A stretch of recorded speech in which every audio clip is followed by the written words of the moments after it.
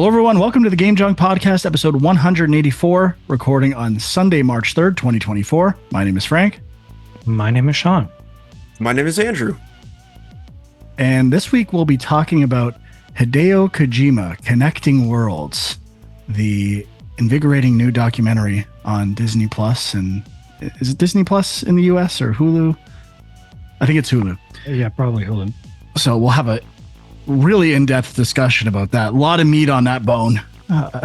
And might talk about some other stuff we played, including some brand new games, Final Fantasy VII Rebirth and Balatro. But before we get into Connecting Worlds, just want to do a quick follow-up from last week. Huck, did you return to Prince of Persia? And yes, struggling with the chakra. And, yes. And you were debating whether or not it was available to you or... Yep. No, that was any closure on that. Yes. User error for sure.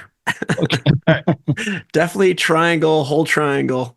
Now I did go back and I think I looked back at the control scheme. It does not mention it in there though. But when you hold triangle in game, it does switch the icon from bow and arrow to the chakra. So I would say maybe a little column A and column B combined. I could have easily Googled it and figured it out probably, but I mean, come on, put it on the control scheme. Yeah, not a bad idea, but I'm going to lean in Prince of Persia's favor here just because I don't want anyone besmirching what's going to be my game of the year. Or is it based on what's been played this week? Okay. Let's jump right into Hideo Kojima Connecting Worlds, directed by Glenn Milner. It's about an hour documentary. I guess about Hideo Kojima, but specifically, I would say it's about Death Stranding. And again, trying to force Death Stranding down our throats. You will like this game. You will play it. We will not stop talking about it until every person on planet Earth has played Death Stranding. So what did you guys think about Hideo Kojima Connecting Worlds? And since Sean never gets to go first on Film Junk for reviews, let's go to Sean. Sure. Yeah. I mean, okay. So just to set the stage here, we had discussed maybe talking about this, maybe talking about the Grounded 2 Last of Us 2 making of documentary. I think they're kind of different things, but this wasn't what I thought it was going to be either. Like you said, it's very focused on Death Stranding, which right off the bat is kind of disappointing to me because, I mean, if you're talking about Kojima and you're focusing on him, feels like you should kind of give a bit of an overview of his career, get into Metal Gear Solid. I mean, they touch on it, but really, I kind of understand why. I believe it's a Sony produced documentary. I assume they didn't have the rights to really show a lot of Metal Gear Solid stuff. Maybe that's why.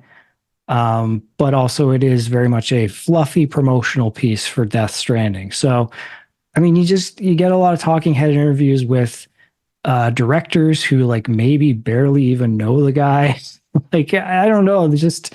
There wasn't a lot of depth to this thing. And I guess we should have known that considering it's only an hour long, which, great runtime. But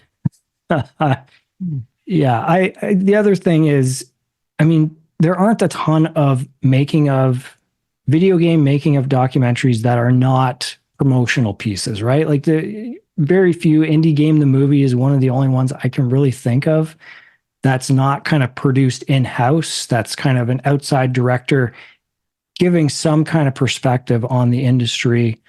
And I thought this might be that because I believe it did premiere at the Tribeca Film Festival.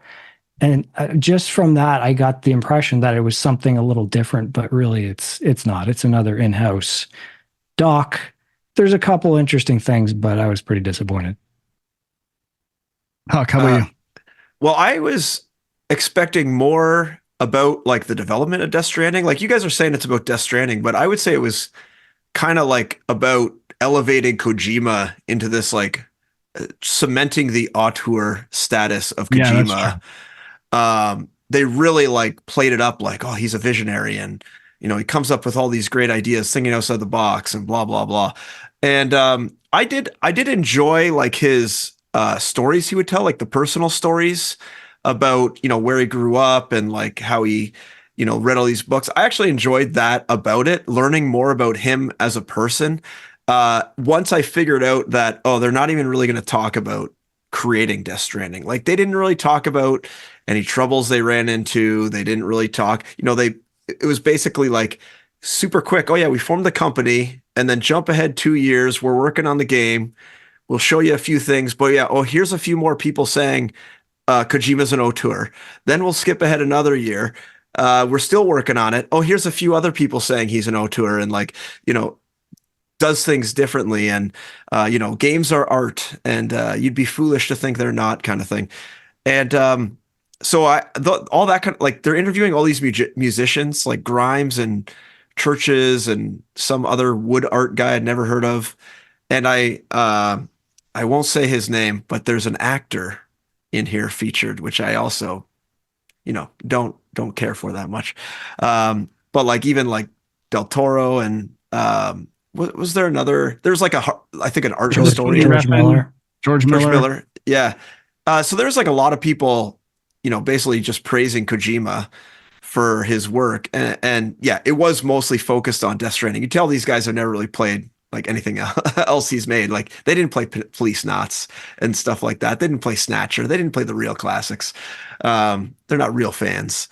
But I thought it was okay. I wish there was more of the personal stories if they wanted to go that way, or I wish there was more of the development stories if they wanted to go that way. And it kind of was light on everything, except for the auteur praise, in my mind. Light is the key word. I would say there's absolutely nothing of substance in this documentary. Even, I think my opinion lowered of everyone who is in this. And except for maybe Guillermo del Toro, who seems like the best. I feel like he's the one person. He finished Death Stranding. I think his insights are the best. They're not that great, but they're better than everyone else's. And everyone else is just talking about how great of a guy he is. Even moments when you see him working with a developer and giving insight. I mean, the one I kind of was like, duh, but okay, that's something game development wise, about coloring something or a pathway to lead the player, which to me, like, if the designer can't figure that out, who's he hiring for designers? Like, using like obvious telegraphs and landmarks for players. Like, I mean, this is game design 101. They've been working with him for 20 years. If that's what he has to tell them, I would think he's, doing more detailed or higher level stuff. So that even felt like fluff. I'm like, there's no way a designer would know some of these things, unless they were like a junior designer or something like that. But even the anecdotes. So once in a while, it would be a talking head interview with one of the key collaborators with Kojima. And I was expecting, they're going to have some story or some time where this was like, he offered a different perspective on something and specifics. And there was zero specifics in anything. Yeah. It's all very generic. Yeah. It's like, he's just great. He just sees things at a different level. Okay. Illustrate this for me. If he's so good at it, how can you not give me one good example of this? That is the way to really shed light on someone of that skill, like a story or something that happened. And, everyone is talking about storytelling and just generic platitudes. Oh God, it was gross. It was so gross. At least it was only an hour. If this was any longer, I don't think I could have taken it. He's so cool. He reads and watches movies. What a cool guy. Like everyone else that works in game development, like, what makes him so special? I mean, don't get me wrong. I think I like the aspect that he's an auteur, and I agree. If you see a game, one of his games, you can usually identify it as such, which is rare. But that had me thinking, is that even a good thing in video games? I don't know if being an auteur of video games is as big of an accomplishment as it is for movies. And I mean, we can all think back to the cinematics of Metal Gear games and how long they can be and how uninteresting they can be. Just because you made that unique to your vision doesn't necessarily make it good. And I might argue, depending on the genre of game you're making or what you're doing, you might not want to apply the same auteur principles to different games. You actually might want to rethink your vision of games depending on what game you're making to cater it to the game. The same way a director is in service of telling a story, a game designer should be in service of directing gameplay and fun within that idea. I mean, the one thing I did appreciate, which if I play Death Stranding, which I have to, we will not stop hearing about things until I personally play Death Stranding. And I do want to play Death Stranding too. I think it's interesting. I think it seems like a cool game. I don't know if it's fun necessarily, but I do want to play it. But I like the idea of a feeling of connectedness. I don't know if the game will deliver on that, but approaching it with a certain emotion or vibe in a different type of game, I can certainly appreciate that idea. So I guess it did succeed in making me want to play Death Stranding again, but I think just people on the Discord playing it has done that already. So the seed was planted. It's grown a little bit, but there was nothing about this documentary that changed my mind or made me appreciate Hideo Kojima in a way that I didn't already. Yeah. Same. Yeah, I mean, and we've talked about maybe he might be a little quote unquote overrated, more Frank's words than mine, but I don't totally disagree. I think the thing that I was hoping this documentary would bring would be, okay, what is he bringing to his games? What is he doing differently? Why is he this household name? Like, was he just in the right place at the right time? Like, I feel like Metal Gear Solid was right at that point where games kind of became more cinematic, a little more mature. And that, him being there and being a part of that and potentially ushering that in is part of it. But like, none of that stuff's discussed. Like it's so surface. It might be true. He might, like, I could see a case where he, has incredible insights on games. He's been very successful. I would say it peaked, 2000s, but I've gone back and tried to play Metal Gear Solid for NES. Some games for NES still hold up. I don't think that one does really. So, Metal Gear? Is it Metal Gear? What did I say? Metal Gear Solid. Oh, sorry. Yeah. Metal Gear for NES or PC Engine. Maybe it was the one I played in the collection, but it was a struggle. And a lot of old games are like that, but the great games are not. You can go back and play Mario and Zelda and they hold up. So, I understand his approach to storytelling is innovative for video games, but not necessarily for movies. And I wanted to see more game design and design direction elements to his career. And, maybe this is like not the documentary for that, which is fine. Not for us. But, I just was kind of making notes at some of the hyperbole and ridiculousness of what people were saying. Like, Nicholas Winning Refn at one point says, I can't remember what the analogy is, but it's like playing Russian roulette with 6 bullets. I don't even understand. Like, it's obviously not Russian roulette at that point. Like, I don't. He was talking about trying to make a game that's not like a big action blockbuster game, but with a blockbuster budget or something like that. What he's saying is impossible. You can't play it, but it's clearly possible to do what he did. You're either saying what he did the impossible? I don't think so. So it's just very weird. Again, Del Toro, the only one who I felt has a sense of what video games development is like, how different trades and principles of storytelling apply to games or how they apply differently. And I'd rather just see a documentary, or I would like a podcast or a YouTube show with Guillermo del Toro talking about video games. I'd like to hear his insights on it. Yeah, that'd be interesting. Yeah, maybe it's out there. We should look. He's definitely talked about working on games in the past or had some in development that didn't come to fruition, but I think I'd love to see a game he made. Yeah, he seems like a guy who's actually sat down with a controller, played through stuff and analyzed the games and analyze what he likes about them and can talk about them. Which, I mean, I'm sure he does that with movies too, so he's got like a lot of experience there. But a lot of the other guys were just like, Kojima told me his plan and it sounded crazy. And then it was crazy. And then we just kind of like went with it. And that was like their whole contribution. And it was amazing working with him, It felt like there was a really limited filming schedule. Like they only had small opportunities to get into the studio. For example, there's a line reading with Leia Seydoux, and she does like 4 line readings, and they're all wrong. Like they are the wrong line reading there. It's like the line is, "How did you get this?" And she's supposed to be like in shock of like how did you get this? And all 3 line readings are terrible. They do not express what the sentiment of that, even after direction. So I'm like, what is going on here? This is game direction. This is your example of how games get made. It seems terrible.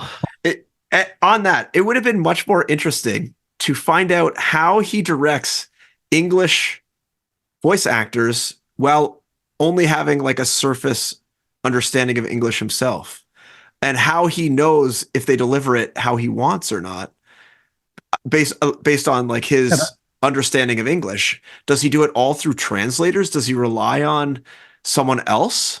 It seemed like there was another lady there that was kind of doing more of the direction. Yeah, I think it would have been more interesting to hear about that, to me, of how they communicate this and how they, portray what he wants through translation to get the actors to do what he wants them to do. They could have spent 20, 30 minutes on that. I would have been happy to listen about that. Sean, we do a podcast called Film Junk as well. We love films. Would you say films are the sun, like a plant photosynthesis with sunbeams?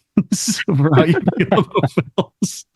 They feed you, and oh my god, I would agree, with that. I mean, here's an interesting question. I'm trying to think: were there any interview subjects, like big name people in the video game industry, aside from like his coworkers? Because it seems weird that it's all like directors, musicians, and like, of course, they. Oh, they had Herman Hulst. Who's that? He's like the head of Sony right now, but he used to be the head of Gorilla. Oh, okay. But yeah, I guess he also has an active stake in Death Stranding. Yeah, and I think he only had like 2 sentences in the whole thing, from what I remember. It's very short. Yeah, I mean, it's just that's why I think it is surface level, largely because it's people who are outside the industry looking in, kind of being like, "Oh, this guy is interesting. He can pull in different stuff," but like, there's not a lot of insight from within the game industry itself in this doc. Or even within his own studio. Like they literally just talked to the art director, I think the story director, and one other person. I guess I would have liked to hear from some of those people, because I don't like some of the names kind of seem familiar to me. I don't know if all those people were like Metal Gear people that came with him. I don't think so, but I think some of them are. And I kind of feel like I recognize the names from like when we were working on Twin Snakes and stuff, but it's like some of those people have been with them for like 20 years, and like, they do have a few interesting things to say, but like, again, it could have been a lot more there, I think. Sean, did you have any interactions with Kojima? Do you have any stories that are better than the ones in this? Definitely not. To be honest, I don't know how involved he was in Twin Snakes, because they had like all the cinematics were being directed by what was that guy's name? Kitamura, I think.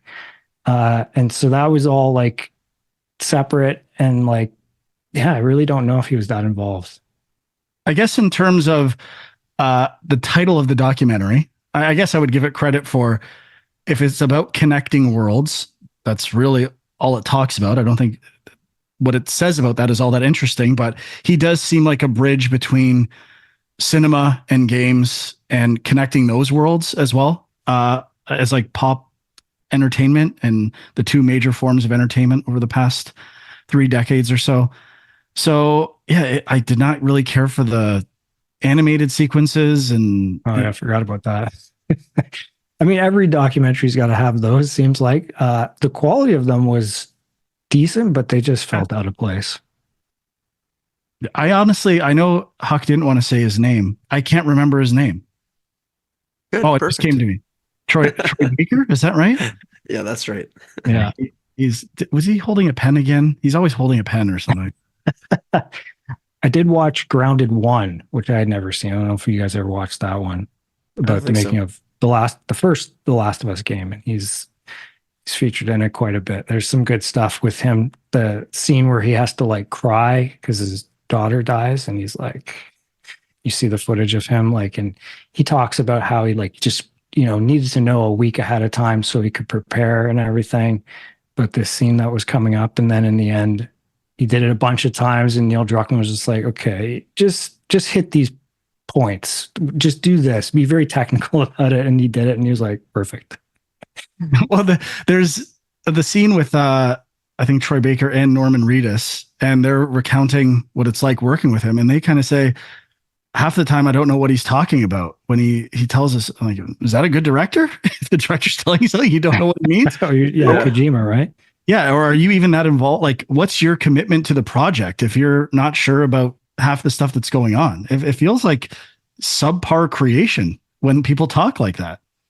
Yeah, that was kind of interesting, just in the sense that a lot of these actors seem like they kind of came on board just on faith that this guy's doing something interesting. And, you see some of the performances and the dialogue and stuff, and you can only imagine what you're thinking about some of this dialogue when you don't really know what the game's actually about or what the big picture is. So, Especially if you have no exposure, like Norman Reedus was like, yeah, I'd never heard of this guy at all. And yeah. Guillermo del Toro just told me to go do it no matter what.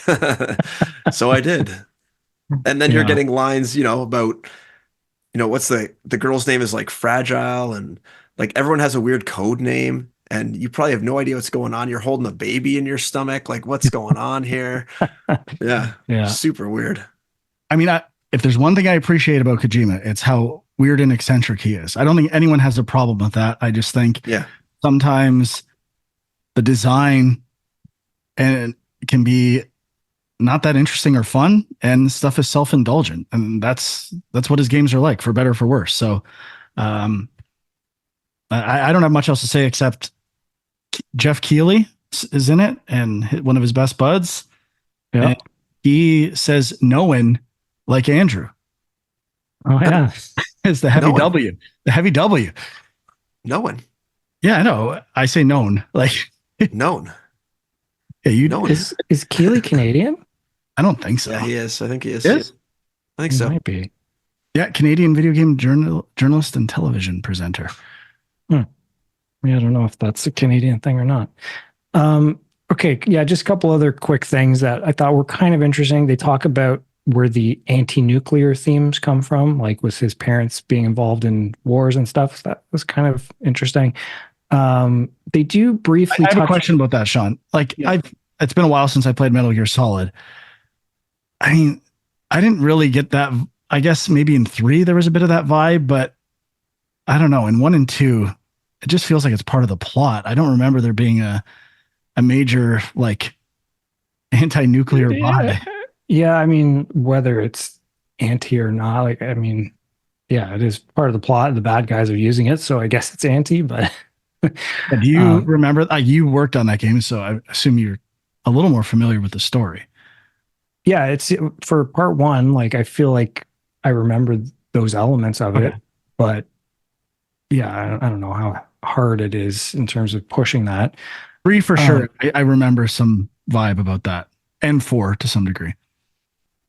Yeah, but what was the other thing? Oh, they kind of briefly touch on like stealth as a genre, and potentially him being the creator of that genre, or one of the creators of that genre, and kind of it being the opposite of action, whereas like instead of fighting, you're trying to avoid combat where possible.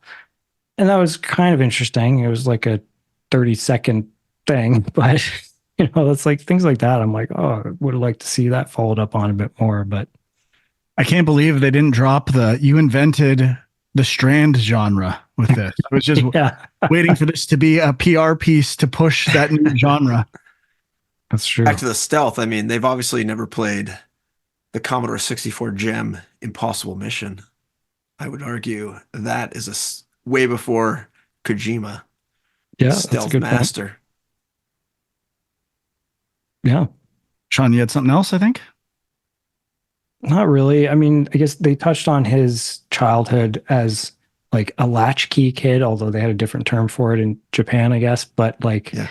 just coming home, being by himself, getting lost in his imagination. That's apparently where they say a lot of this stuff kind of comes from. Or, I mean, I don't think that. So what happened with us? Yeah, I mean, there's obviously a ton of kids that grew up that way, but and that's where like I kind of agree with Frank. I'm a little bit cynical about how, you know, they're just like, oh yeah, he reads so many books and watches so many movies. It's like, okay, like that's nothing special, but I need a little more meat. I need some yeah. details.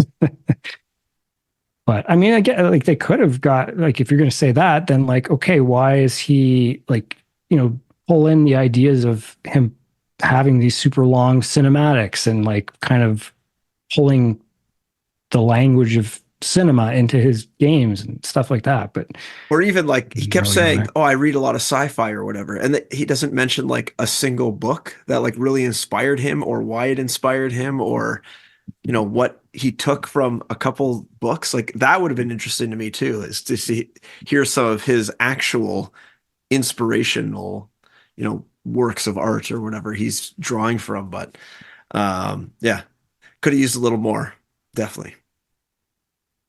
Yeah. And then just completely random, or maybe not random, maybe it came up on Twitter because I was looking at information about this documentary. But apparently, I didn't know this, but the courier thing from Death Stranding is kind of based on a real historical thing in Japan. Like there's pictures of these porters who actually had these like wooden ladder things with like boxes on them and stuff. They were called Boka, Bokka. I think seems like that's a legit thing. I don't Oh, know, yeah. but you know, stuff like that. If you're going to focus on Death Stranding, you could have talked about that, but they did not.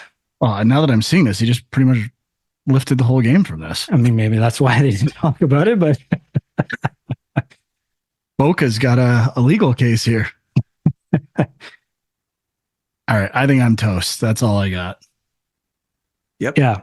I mean, maybe we'll get to Grounded 2 at some point. It is a bit longer.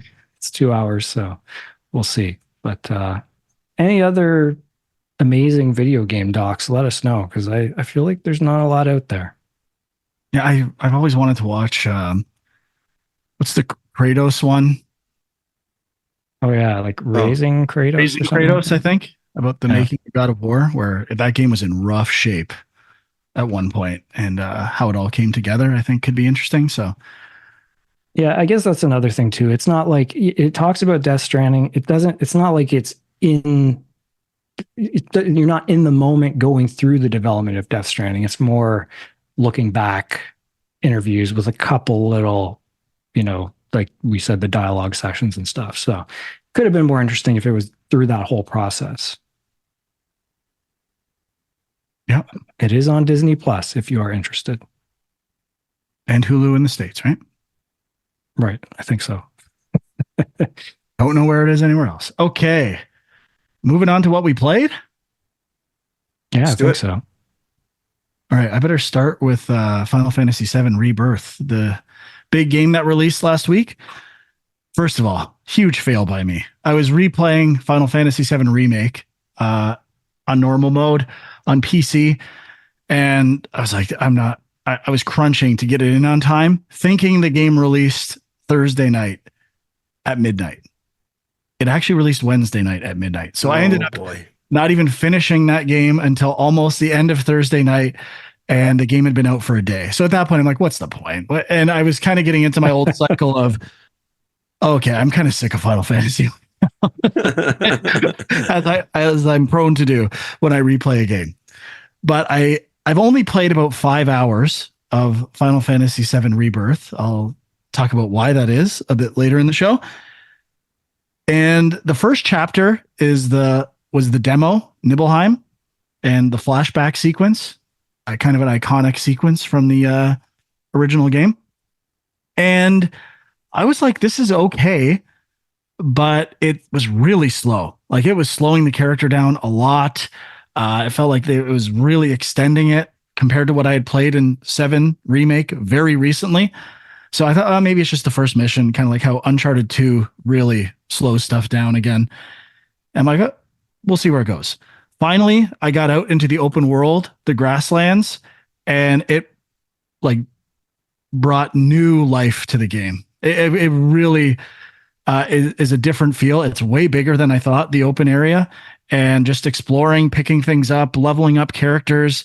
It actually succeeds at doing that. I was really worried that these were going to be kind of limited areas and or just linear experiences. And I really am enjoying the open world part of the game. So I've really just been exploring, leveling, and doing like a few main quest missions, but Red 13 is pretty fun to control. Haven't gotten any other new characters, but it's once I got to the grasslands, all good, and I was kind of hooked. I was playing it right before we started. I'm like, I just want to keep playing this. I might play this till 6 a.m.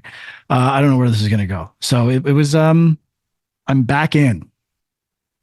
Sweet. I purchased it, but have not played it yet. I'm trying to beat Intermission first. But I got a question. So how did they handle like picking up part 2? How do they handle the like, oh, you had all this materia? You just start with nothing. Stuff. You get a couple bonuses based on save data from other things. If you haven't played it yet, or you're going to play it, I would recommend download the Rebirth demo, which is the Nibelheim sequence. And if you do that, you get a bonus. I can't remember what it was, some item or materia.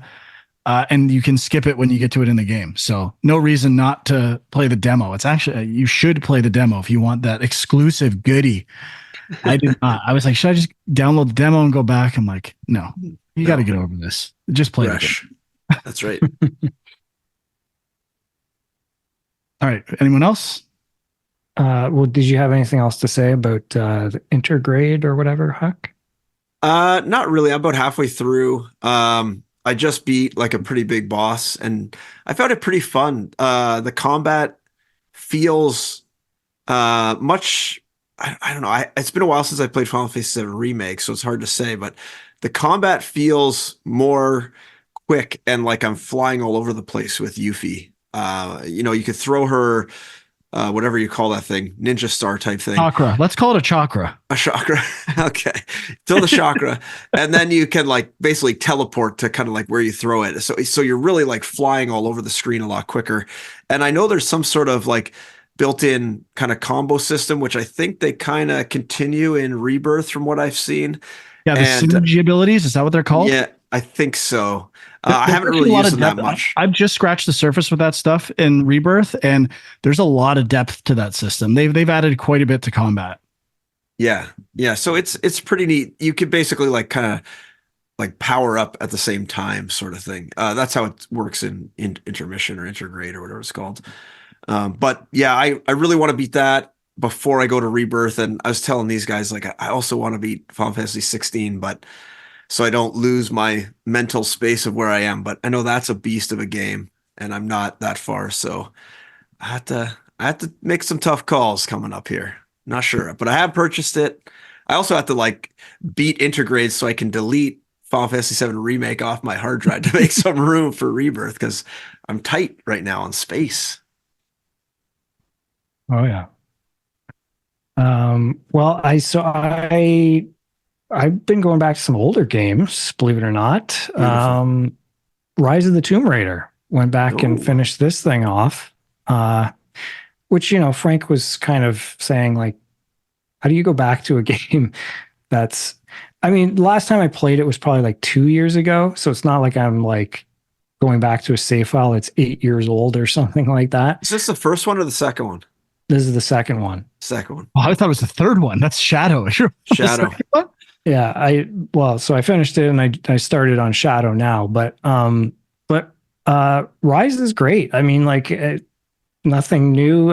Probably most people know about it, but it just takes me back to a time when Uncharted was kind of one of the things everybody was trying to emulate, and this does a pretty good job. Kind of puts its own spin on it. There's lots of cool climbing and traversal mechanics that are not in Uncharted that they added for this. Like, feels like every 10 minutes you're getting some new upgrade.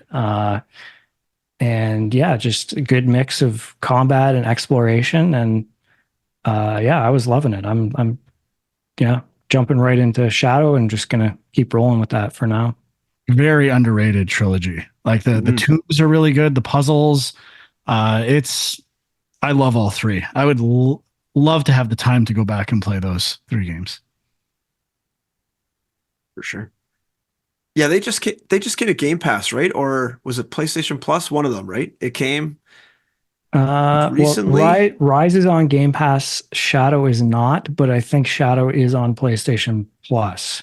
Okay. And I was a little confused because there was like those definitive editions, Right. that came out a couple years ago, and the definitive edition of Shadow is the one on PlayStation Plus, so that's the one I'm playing now. But not for Rise, I don't think. Maybe I'll go next just with because Sean played this as well. Another new game that people are talking about. And that game is Balatro or Balatro or Balatro or something else. And there's even an article on, we were talking about this before the show. There's an article on Polygon. How do you pronounce Balatro? So we're not the only ones that are wondering. They said, however you like, whatever makes sense for you. So we'll do our Ubi version of Balatro. And this is a poker rogue-like, I would say. There is a mild light element, but very little. Every run's new. And you basically you get a bunch of cards, build a poker hand, and then you level up certain hands, you level up cards, you get abilities and other decks of cards that unlock powers on cards. And you're doing these strategic builds of card hands for poker. And my God, I could not stop playing this game. We talk about the one more run phenomenon. Whew, I was just one more. I was exhausted. I'm like, okay, I got to go to bed. It's 1 o'clock. I was really tired and it was 1 o'clock and I could have played it all night. It just calls to me. And I would say a comparable game is Dicey Dungeons in terms of strategy and choice and probabilities and building for certain dice rolls, in this case, cards rather than dice. And the difference is, like, Dicey Dungeons had a level map and picking opponents. It's more combat based. This is more score based, which I find it unlocks possibilities more. You know, Dicey Dungeons, there was like only 6, what would you call them? Scenarios, or there's a name for them, where you had they're curated experiences that are designed a certain way. This is just open-ended, make a bunch of choices, see how it plays out. And I find that more fun. And the thing that really puts it over the top for me is small things, but this one is huge for me. I don't even know if Sean experienced this yet. It's such a subtle thing. So eventually there's like bosses that you go up against called blinds, and they have abilities. Like they can turn all your cards face down, or every other card is face down and stuff like that. But you can also sort your cards by rank or by suit. And by doing that, you can use deductive reasoning to figure out what cards things are. Are they a certain suit? If I sort them 2 ways, I know this card, it's face down, but I can figure out it's probably this, which leads to some very invigorating risk reward decisions. And like, okay, I think I figured this has to be a diamond, but there's a slight chance it's not. Boom, you play it, it's a diamond, or it's not. It has big payoffs with stuff like that. So we've talked about Case of the Golden Idol and deductive reasoning, and it's hard to pull it off. This has just a very subtle but fun element of deductive reasoning that is really the cherry on top for this game for me. It's so good. So my only complaint is it's a little difficult. Like I find some runs I don't make it far at all. If luck doesn't go my way in the first few hands. So maybe they'll balance some of that stuff out. That's the only thing I get frustrated with runs sometimes, or a certain boss blind is so hard that I'm like, all right, I got no chance based on what I've done so far in the game. But I love it. I could play it all night, every night. I mean, I feel like you'd rather know early on in a run if it's not going to go your way than getting partway through and then failing. But um, yeah, I'm liking it. I am. So part of it is for me, like I think I'm just resistant to roguelikes in general. Like I'm kind of like, okay, this is fun, but I don't want to commit hours upon hours to this thing. Like I look at these games as like a fun kind of pick up and play kind of thing. Like I wish there was a mobile version of it because that's what it would be for me. But I think the thing that I was a little bit disappointed with maybe, or just that it didn't hook me as much initially as it seemed to for Frank, is I just was overwhelmed to start with. Like there's so much stuff. Like the initial concept is cool and simple, which is basically just take a poker hand and try to get the best poker hand you can, and then the different cards are worth points, and you're trying to get as many points as you can get. But then there's like, like you said, there's different decks. There's like these jokers. There's like packs of cards you can open so you can add to your deck. There's just so much stuff, and it doesn't really, it just kind of like sets you loose. Like I really feel like I wasn't eased into all these different things. But I am starting to understand them better, and I am enjoying it more. So I don't know. Yeah, it's like it reminds me of, this is not like a great direct comparison, but there's this mobile game called Really Bad Chess, where the idea is it's like takes a piece of like a chess game, like a predefined scenario, and says, okay, beat this. And it kind of reminds me of that in the sense that it's taking like a piece of poker and just giving that to you like as a small bite-sized thing. And so it's not like you're strategizing against other people, but it's just the idea of like optimizing your hand and just doing that over and over again, which is kind of cool. So yeah, I mean, definitely Dicey Dungeons, Slay the Spire, these kinds of games, if you're into them, you definitely want to check this out. Yeah, and I Cool. love the polish level, like how the cards animate. And I bought it on PC, and then I bought it again so I could play it in bed on PlayStation. And I think it's been pulled from some stores. I saw an article about this today, that for mild gambling elements or something like that. And yeah, at first, so I saw that article, and at first I was like, oh, this just seems like random no-name storefronts. But apparently, I think it got pulled from the Switch eShop, which is a big deal. But so there is a Mac. Oh, did they just release a Mac version? Oh boy, I checked it before and it wasn't there. But it's so weird. Like there's no gambling aspect to it at all. Like you buy the game. yeah, I guess. Well, I mean, this poker. is such a weird. Yeah, it's the fact that it's kind of, I guess, if a kid were to play this game, you are sort of teaching them to play poker, but like there's not actual gambling in the game. So I don't know how they can call that gambling. It's a weird gray area. I don't know. Gambling elements.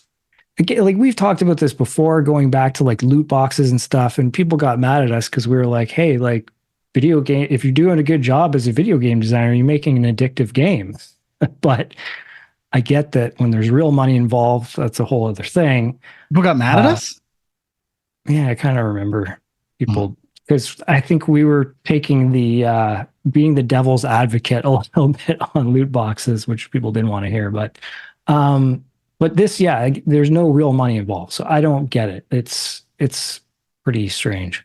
The only time, maybe with Battlefront 2, because my whole take was like, don't buy them if you don't want them. Where that was the game where it really, people were pretty adamant, no, you need to be able to succeed in the game. It's pay to play. So yeah, that I kind of was. But if it's not pay to play, I don't even, you don't have to buy them. It's okay.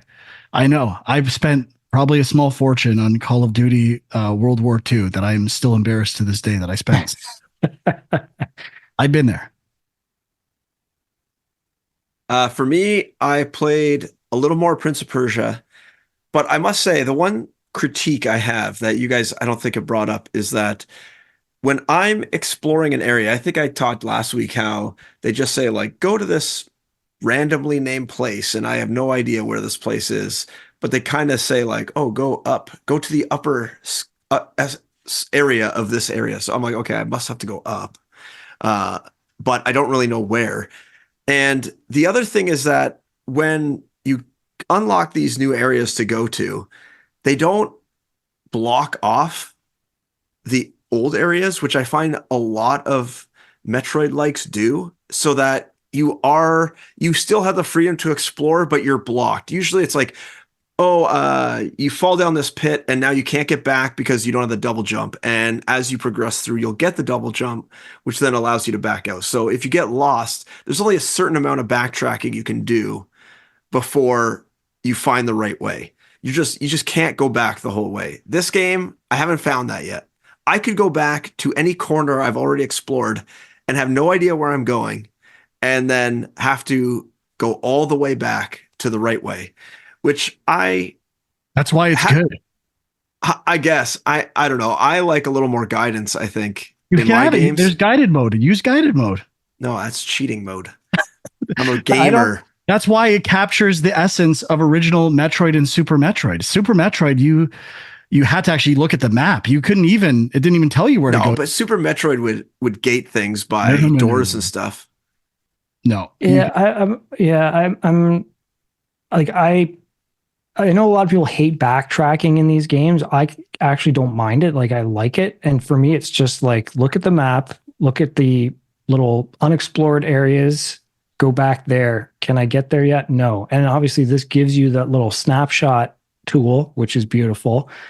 But yeah, it really sounds like you just kind of want guided mode, which I don't think, I mean, I didn't turn it on, so I don't know totally what it does, but it didn't feel like it would be a cheat to me. It felt like it was just like a layer of basically giving you a flashing point on a map to go to. You still kind of have to figure out how to get there. As opposed to, like it's you're not saying, like they don't have like a breadcrumb. It's literally just like a point on the map. I think so. I'm not 100% sure, but you might want to check it out just to see. And there's an in between as well. If you go to the shop at any point, that there's the kid there, you can buy a hint as to generally where you should go. So it's not a specific thing. Well, maybe I'll try the guided mode. I don't know. It's not so bad. It's just I would like a little more direction. You know, like Super Metroid, I'm pretty sure they would still have a place that it would show on the map, and you'd have to figure out how to get down there. But it wasn't like, go to Brimstar lower depths. There'd actually be a point on the map that you were aiming towards, and then you would have to go there.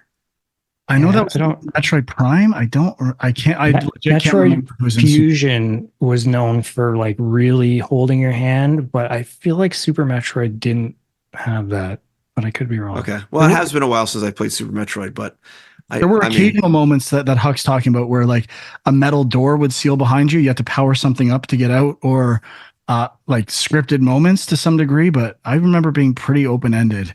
And part of the skill of that game for 100%ing it or speed runs was you had to memorize the optimal path with it. But I mean, to beat it in like 2.5 hours or whatever it was. Yeah. So I don't know. I'm still enjoying it. Like, the mechanics are fun. The enemies are not too crazy different right now. There's a couple weird guys. Like, there's a couple guys with the shields and stuff that are, you know, you can use different techniques to defeat them, which is interesting. But yeah, I'm not as drawn in as I think you guys were with it just yet, but maybe I will just try guided mode.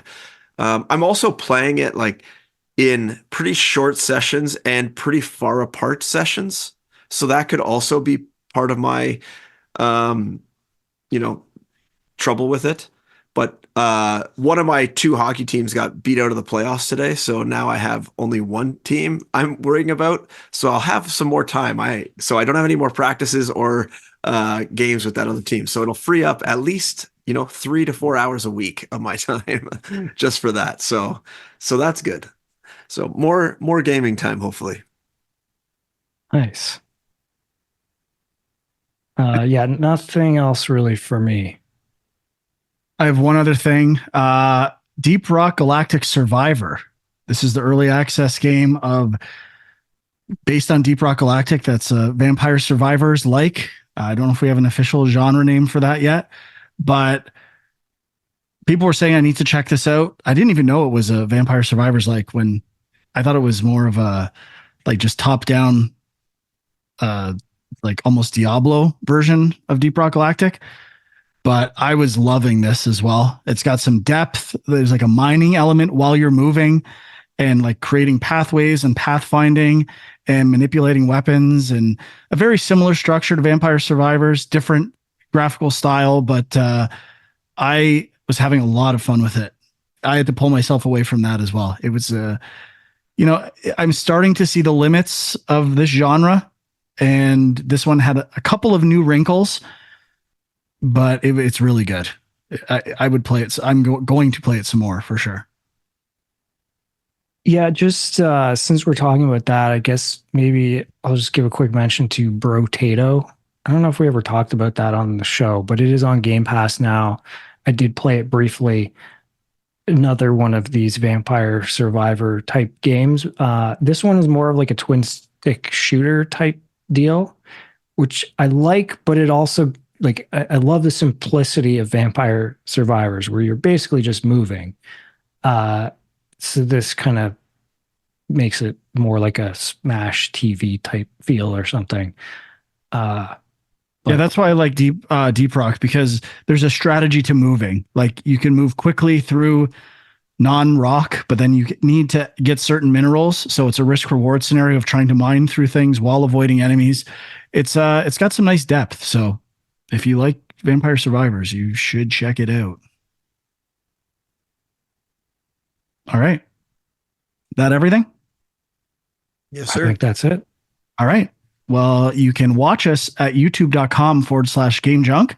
There's also Discord links there if you want to join the convo on Discord. And I think that's pretty much it. Next week, not really sure if there's any big news or any new games coming out. There's a Dune Awakening trailer going to drop next week. It's going to be huge. Okay, we'll see about that. All right. Either way, thanks for listening or watching. We'll see you next time. Bye-bye.